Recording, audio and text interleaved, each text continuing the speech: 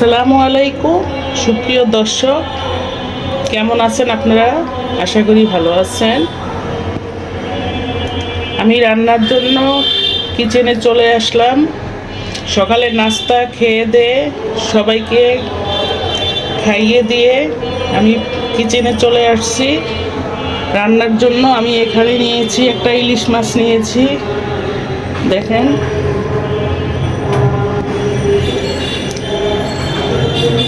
অনেক বড় একটা ইলিশ মাছ নিয়েছি, 1.5 কেজি ওয়েটের মাছটা। সাথে আছে শোল মাছ।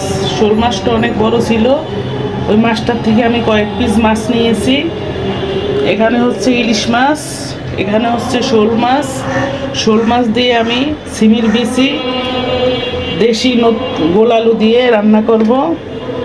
ইলিশ মাছ কয়েক পিস মাছ দিয়ে আমি এখানে নিয়েছি কাঁকরোল, চিচিঙ্গা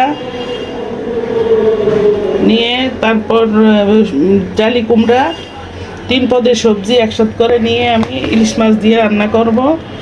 আমি মাছ কেটে ধুয়ে পরিষ্কার করে আপনাদের সামনে নিয়ে আসছি। আপনারা আমার সাথে থাকুন, দেখতে থাকুন।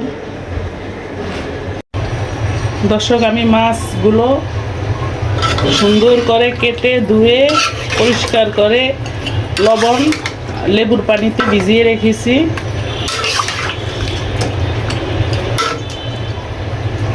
এই যে আমার সেই ইলিশ মাছ, দেখেন দর্শক। মাছটা এখন আমি ভেজে নিব।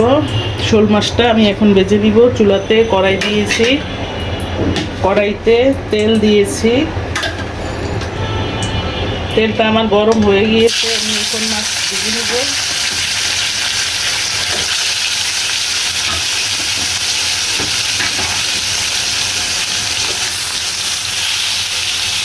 শোল মাছটা ভেজে রান্না করব।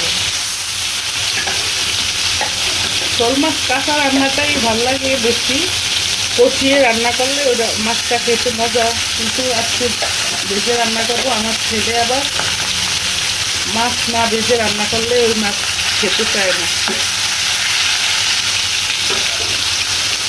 সবগুলো মাছ আমি কড়াইতে একবারে দিয়ে দিয়েছি, দেখেন।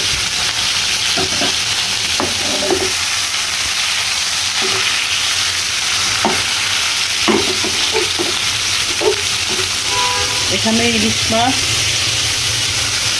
এখানে আছে সবজি, দেশি গোল আলু, 3 পদের সবজি, পটল, রেখা, কাঁকরোল। 3 পদের সবজি দিয়ে আমি ইলিশ মাছটা রান্না করব। এখানে আছে পেঁয়াজ নিয়েছি, রসুন আর পেঁয়াজ।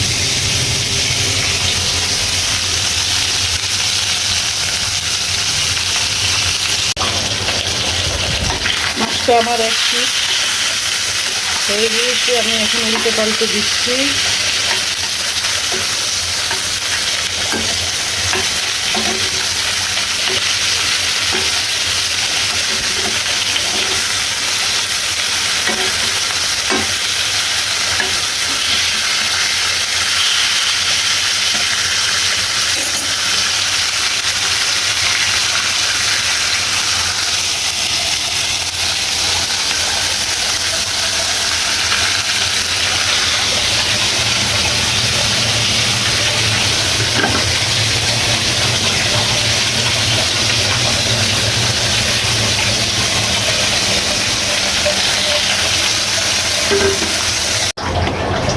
আমি কড়াইতে আর একটু তেল দিয়ে দিচ্ছি। মাছটা আমার ভাজা হয়ে গিয়েছে, আমি মাছটা তুলে ফেলছি। মাছটা ভেজে আমি তুলে ফেলছি। এখন দিচ্ছি কড়াইতে তেলের ভিতরে রসুন বাটা, পেঁয়াজ বাটা, কাঁচামরিচ। এখানে রসুন বাটা, পেঁয়াজ বাটা, কাঁচামরিচ, সামান্য একটু আদা বাটা দিচ্ছি।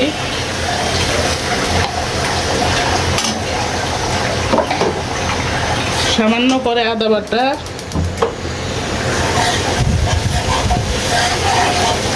এখনো বৃষ্টি পড়তে আছে, অঝোরে বৃষ্টি, কি অবস্থা। গতকালকে 7টায় বৃষ্টি শুরু হচ্ছে, এখন পর্যন্ত বৃষ্টি পড়তে আছে। দিচ্ছি হলুদের গুঁড়া, দিচ্ছি মরিচের গুঁড়া,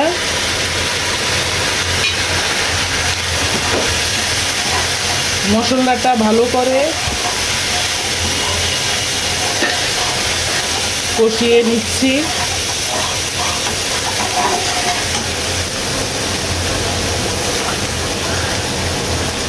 গতকালকে রাত্রে 3টার দিকে লঞ্চের অবস্থা খুবই খারাপ। মেঘনা নদীতে ছিল লঞ্চ, ঢাকা বোলার লঞ্চ, ঝড়ের কবলে পড়ছে। লঞ্চ খুবই সিরিয়াস অবস্থা গেছে। কালকে লঞ্চের ভিতরে দোতলায় পানি উঠে গেছে, মানে নদী ঢেউয়ে খুবই করুণ অবস্থা। মানুষের কান্নাকাটি, মানে আজান দেয়, দোয়া পড়ে। আমার কথা হচ্ছে, এমন আবহাওয়া দেখে কিভাবে লঞ্চে যাত্রীরা গেছে? ঘর থেকে বের হওয়া যায় না, রিক্সা দিয়ে এখান থেকে ওখানেই যাওয়া যায় না। আর সেই মানুষগুলা কিভাবে এই নদী দিয়া ঢাকা টু ভোলা, এই ঝড় ঘূর্ণিঝড় এর ভিতরে জেনে শুনে কিভাবে গেল, আমার মানে অবাক লাগছে। মানুষের জীবনের কি কোনো মায়া নাই? বুঝি না আমি। কালকে দেখে তো আমার খুব খারাপ লাগছে, লোকগুলার উপরেই আমার খুব খারাপ লাগছে যে এমন অবস্থা দেখে কিভাবে বাসা দিয়া বের হচ্ছে, তাও নদীর পথ, নৌপথে। একই সম্ভব আদৌ? আমাদের তো রিক্সা দিয়ে এখান থেকে ওখানে যেতেই খুব ভয় লাগতো, যে বের হইতেই পারতে আসি না। আমার টেইলার্সে যাওয়ার কথা, আমি তাও যাইনি। মশলাটা কষিয়ে একদম উপরে তেল বেশি উঠেছে, এই পর্যায়ে এসছে। আমি আলু আর সিমের বিচিগুলা দিয়ে দিচ্ছি।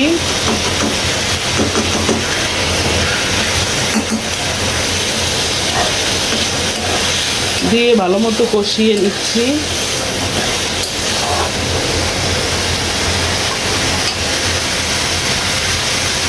দিচ্ছি পরিমাণ মতো লবণ। লবণটা স্বাদ অনুযায়ী দিবেন। লবণ বেশি হলে খেতে ভাল লাগে না, কম হলেও না। কম হলে তো দিয়ে খাওয়া যায়, বেশি হলে তরকারি দিয়ে মাটি হয়ে যায়, একটু ভালো লাগে না, মানে খাওয়াই যায় না।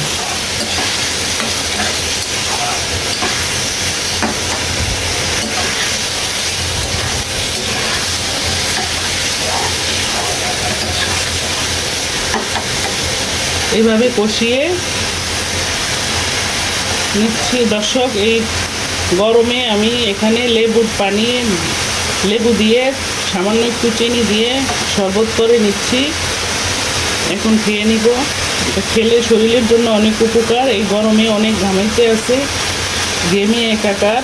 এত বৃষ্টি হচ্ছে তারপরেও গরমটা কমে না, দেখেন। মানে নিম্নচাপ তো, যার জন্য এরকম।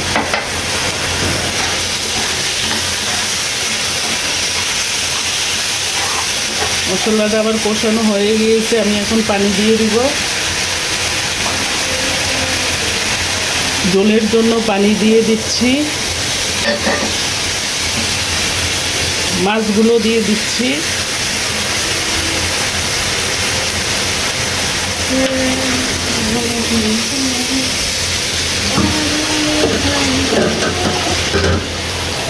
চুলার জালটা আমি এখন লো হিটে দিয়ে এখন ডেকে দিব। মাছটা আমার হয়ে গেলে জিরার গুঁড়ি দিয়ে নামিয়ে ফেলবো। সাথে থাকুন, দেখতে থাকুন। প্রিয় দর্শক, এই পর্যায়ে এসে আমার মাছটা প্রায় হয়ে গিয়েছে। আমি এখানে কিছু জিরার গুঁড়া দিয়ে দিচ্ছি।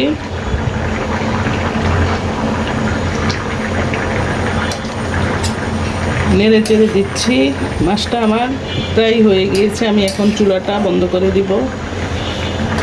ওই চুলায় আমি এখন ইলিশ মাছটা বসিয়ে দিব। আমার ভাত হয়ে গিয়েছে, ডাল হচ্ছে, 2 পদের মাছ। একটা হচ্ছে শোল মাছ, একটা হচ্ছে ইলিশ মাছ। দর্শক, আমার মাছটা রান্না শেষ হয়েছে। আমি এখন চুলাটা বন্ধ করে দিচ্ছি। ঢাকনা দিয়ে ডেকে চুলাটা বন্ধ করে দিচ্ছি। দর্শক, আমি এই চুলায় ইলিশ মাছটা বসিয়ে দিচ্ছি সবজিগুলা দিয়ে। এই সবজিগুলা, এগুলা হচ্ছে জালি কুমড়া, রেখা, পটল, কাঁকরোল।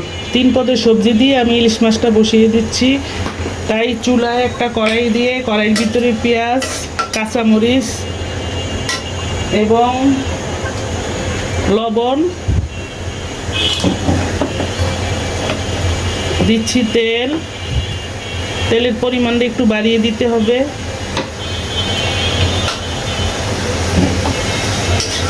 এইভাবে মশলাটা কষিয়ে নিয়ে নিতে হবে।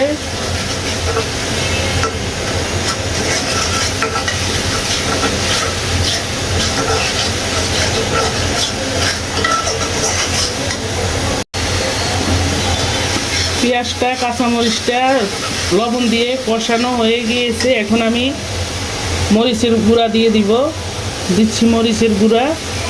জালটাও একটু বাড়িয়ে দিতে হবে। দিচ্ছি হলুদ,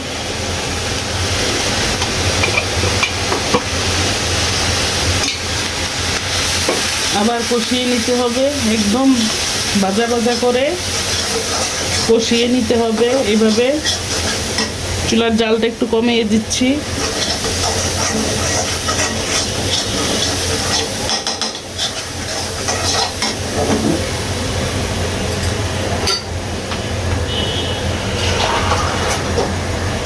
পানি দিয়ে আবার কষিয়ে নিব।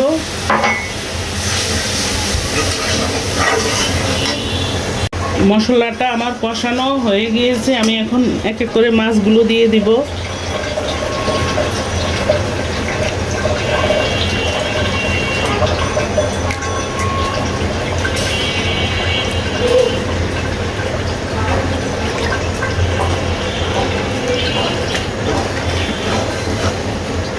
এইভাবে মাছগুলো দিয়ে আবার মাছগুলো কষিয়ে নিতে হবে।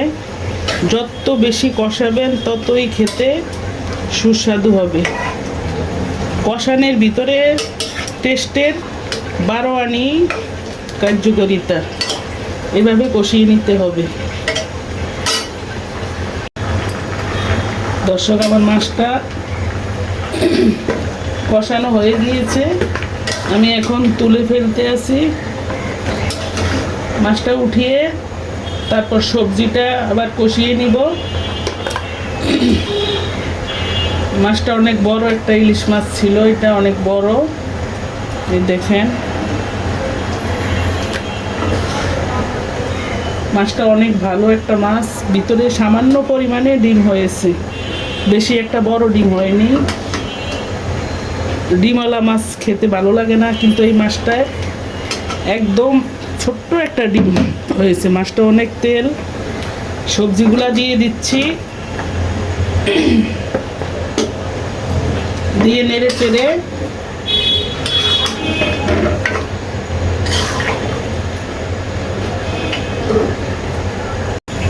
মশলাটা আমার সবজিটা কষানো হয়ে গিয়েছে। আমি এখন মাছগুলো দিয়ে দিব। সবগুলো মাছ দিয়ে দিচ্ছি।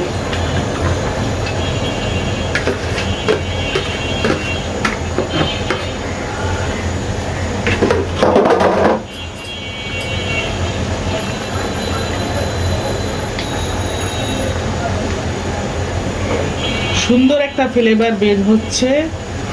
মাছটা অনেক ভালো একটা মাছ ছিল, তেলে ভরা।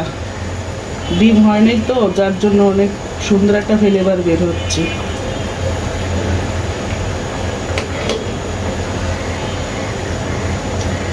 মাছটা দিয়ে এইভাবে কিছুক্ষণ চুলায় রাখতে হবে।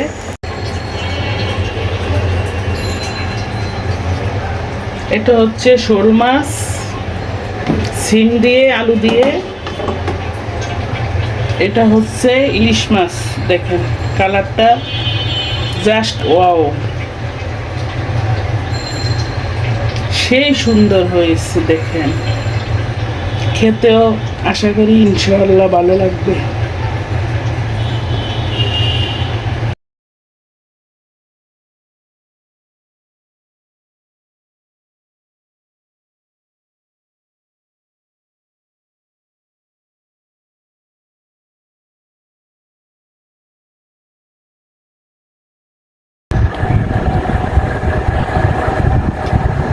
খাবারটা প্লেটে বেড়ে নিয়েছি, আমি এখন খেতে বসছি, সবাইকে খাইয়ে দিচ্ছি। আমি খাবারটা খেয়ে নিচ্ছি। দেখেন আমার ইলিশ মাছের তরকারিটা জাস্ট ওয়াও। বিসমিল্লাহ।